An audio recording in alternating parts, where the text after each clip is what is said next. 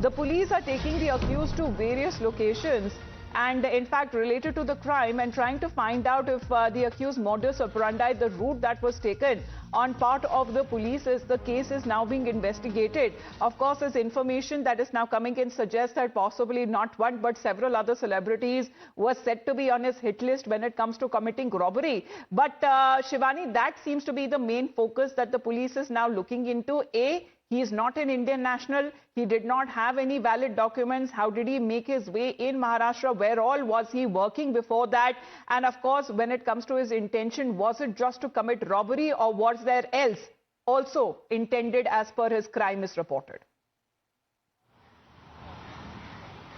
Well, yes, the sources within the Mumbai police have said that he had clearly set up a plan while entering and executing his plan to enter Saif Ali Khan's premises and, conduct the robbery that he had initially planned. But the police has also added that there is more to the story. It is not only the case of robbery, but how he had planned the entire robbery. Because not only that he had thought that people will be sleeping, he will enter the house of the actor and, rob a few things and get away with it. But he also had some different plans to get money out of the pockets of Pataudi family, and henceforth the first intention was to breach that security easily, which he successfully did.